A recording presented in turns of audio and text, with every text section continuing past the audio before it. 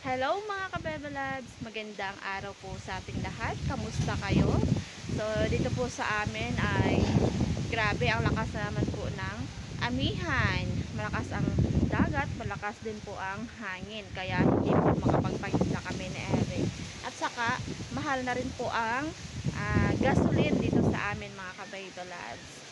So, ngayon po ay pupunta kami ni Eric sa baba para ah, i-house tour ko po kayo sa aming lumang bahay. At nakita nyo na rin po yun mga kabebelags nung nakaraan na nasama ko rin po sa video kung saan kami nakatira. So, paliwanag ko lang ulit sa inyo. Dati habang wala pa kaming bahay nito, so doon po talaga kami nakatira ni Eric sa baba. Kaya ipakita ko po sa inyo yung loob.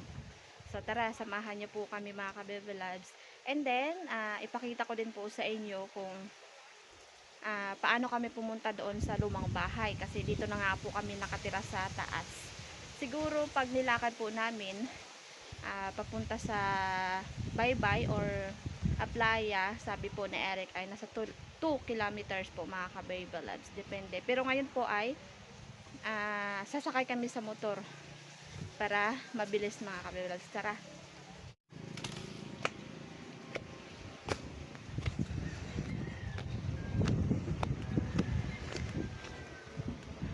Ayan, so dito kami dumadaan papunta sa baba.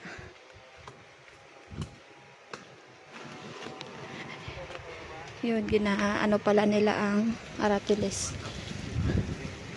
Naputol, natumba.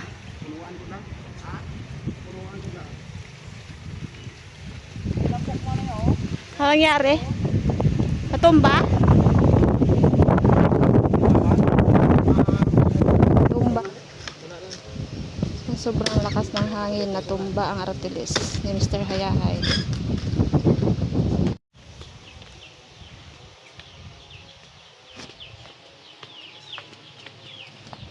Kapag galing sa bahay, dito kami naghahandaan sa area ni Ate Mary.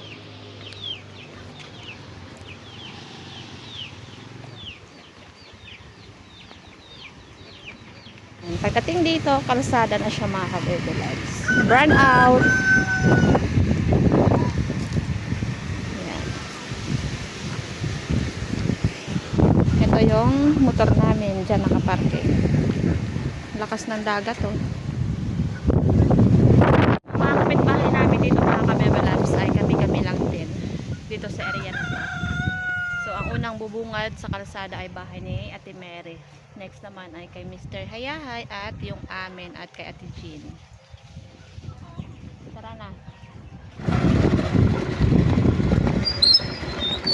Kapag pumupunta pala kami sa Aplaya at dito po ako dumadaan mga ka-baby lives. Ayan, papunta sa baba. Dahil dito po ay shortcut. At saka dito kami dadaan sa highway kasi pag doon ay hindi kaya ng motor dahil sira-sira na po yung daan dahil makitid lang din po yung ginawang daan doon mga kabebelas, mga pang isang motorsiklo lang dumadaan doon at saka kapag merong kasalubong mahirap po siya.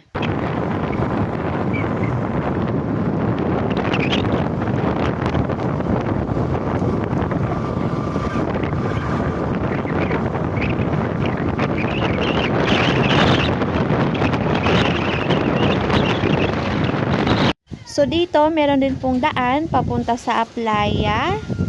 Ayan siya mga ka-baby loves. Kaso super tarik lang po yan. At saka dati nung sa baba pa kami, doon po talaga kami dumadaan lagi-lagi mga ka-baby loves.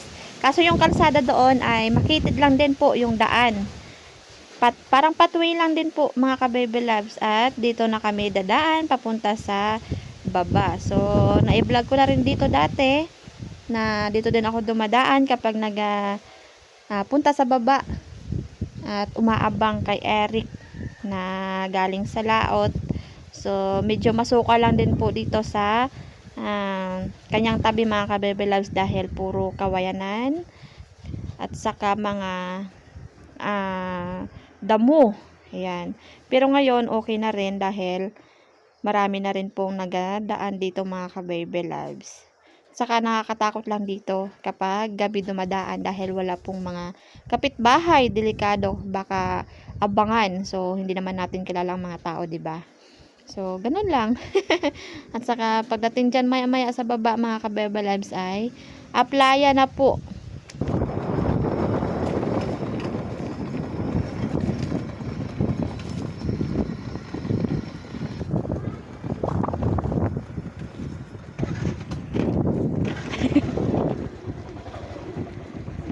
Aray ko.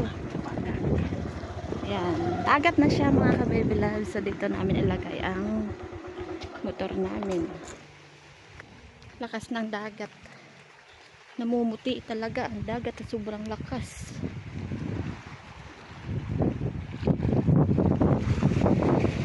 Malalim.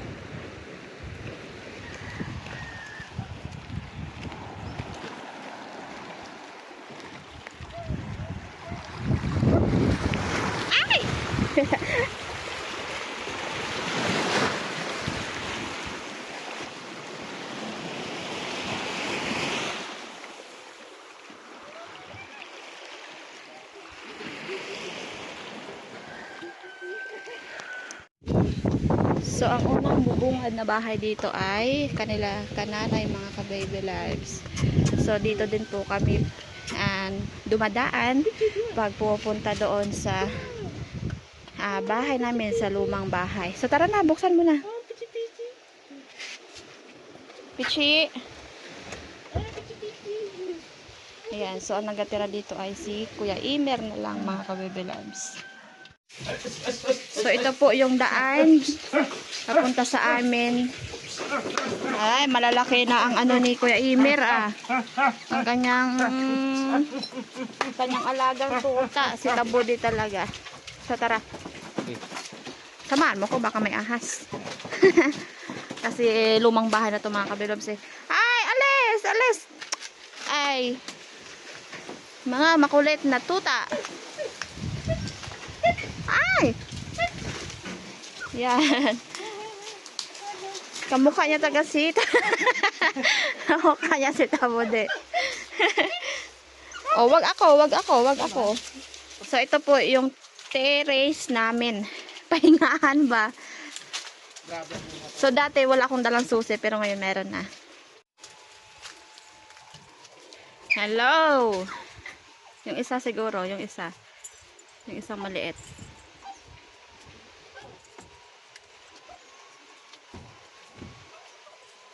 Nagkalawang.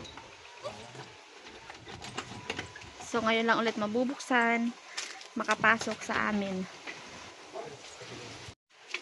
Okay, mga kabibelab, samahan niyo akong pasukin yung aming lumang bahay. Charan! So, unang bungad, dito po si Nana tumutulog. Dito ang kanyang kwarto. So, dahil hindi siya sanay sa banig, so, ang gamit niya po ay duyan lang. So, dyan niya tinatali. Papunta dito. Dito sa haligi. Ayan o. Dahan-dahan lang tayo sa paglakad dahil marupok na talaga siya mga kabibilabs. Next naman, dito tayo sa aming kwarto. So, meron pa kaming mga gamit dito. Meron pang pabango. Kaso expired na to.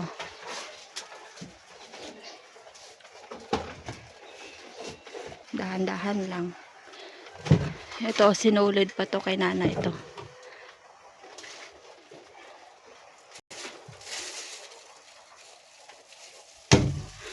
Mga flashlight na hindi na gumagana. Dito pa pala yung relo ko. Yung relo na hindi na gumagana. Ayan. So, dito ulit tayo sa kwarto namin. Ito po yung kwarto namin mga ka-baby loves. Ay! Ayan po. Ay, may kurtina pa pala tayo dito. Dito, kunin kayo natin. Kurtina? Oo. Oh.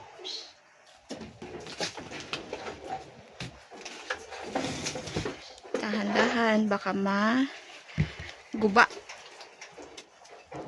Yun. So, meron pa kaming gamit na hindi nakuha dito mga ka-baby loves. May bag pa oh.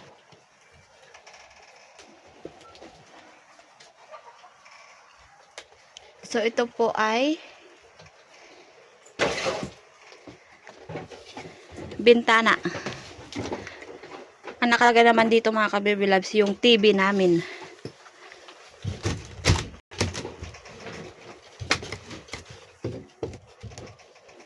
Bakit ayaw mabuksan? Ayaw na niya mabuksan mga ka-baby loves. Huwag na natin buksan. So, kunin namin to. Meron pa akong ano dito. Wig. Yung buhok. Buhok. Yan o.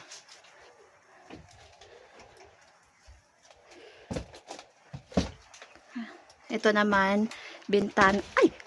Marupok na talaga siya mga ka-baby loves. Bintan. Hindi mo matanggal? Alin? Kailangan ng kondo? Kailangan ng kutsilyo. Malinis pa to pag labhan. Ha? Malinis pa to kapag labhan. Sayang to. Pera pa naman to mga ka-baby loves. Bintana din po yan mga ka-baby loves papunta sa kabila. So dito ko nakita yung ahas na nakapalupot sa ganyan.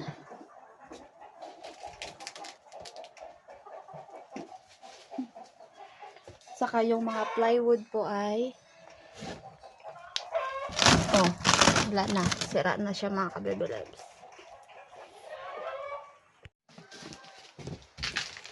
Sino yan? Ako. Akala ko ayam.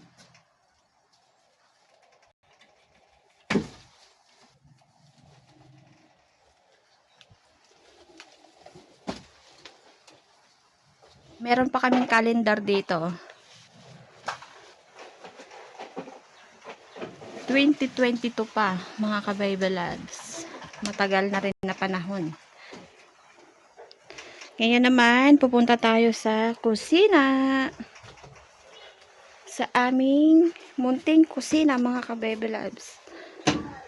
Ayan. So, meron siyang hagdanan kasi. Ano po, mataas. Iyon. Gibang-giba na talagang agoy. Dito po nakalagay yung aming bigasan and then yung mga ibang ingredients. At dito naman yung aming lutuan. So, dyan naman nakalagay yung aming mga plato, kaldero. At yung giba naman po ay yung lababo. At saka yung wala ng dingding. So, bintana din po yan mga ka-baby loves. At saka yung malaki ay pintuan. So, inaanay na talaga mga ka-baby loves yung aming lumang bahay dahil wala nang nakatira. Malamang, kapag wala na talaga nakatira, ganyan talaga ang mangyayari. So, dito naman ang lamisa namin mga ka-baby loves. So, dyan po ang aming munting kainan kapag kumakain kami tatlo ni Nana. Pero yung haligi ay matibay pa mga ka-baby loves. Siguro pag pinaayos to, ang papalitan lang ay yung mga kahoy sa taas, dingding, and then yung sahig. Dahil super rupok na, dahil matagal na rin kaming hindi nakatira dito mga ka-baby loves. Ayan, so ayan lang po yung aming cute na lumang bahay dati mga ka-baby loves. May pakilala nga pala sa'yo, baby love. Ano? Huwag kang magsilos. Dati kong jowa. Aroy, patigay niya akong maganda. Ganda siya. Tingin. Tingin. Ako man yan. Ang pangit ko naman dyan sa ID na yan. Ito pala yan. Oh. Yan. Yun! Pangit. Nag-OGT yata kayo nito. Pangit. Dito, no? Oh. Ganda. Aroy. Ganda. Tago ko muna to. Sige. Po yung bintana na tinutukoy yung kanina mga kabibila sa punta dito. So dito po kami nagtatanim ng gulay, munting gulay ni Nana mga kabibelabs sa maliit na space. Kasi diyan sa kanal na 'yan. At kung saan po kami nagalaba, dito po kami nagalaba mga kabibelabs Yan o. Yang hose na yan. Bakal. Diyan po kami nagalaba. Saka naman, yung bintana ni kananay. Ayan. Daming, ano ni ko, imer. Avocado. Hilaw pa. So, yun lang po mga kabaybala for today's video. Sana po ay nagustuhan nyo yung video namin ngayong araw. So, tara, let's go na. Maraming salamat ulit sa panonood nyo po sa amin. Sa mga hindi pag-skip ng mga ads. So, shout out po sa inyong lahat. Thank you so much po. At God bless. Bye! Lagi po kayong mag-iingat. See you ulit tayo sa next video natin mga kabaybala. Thank you for watching!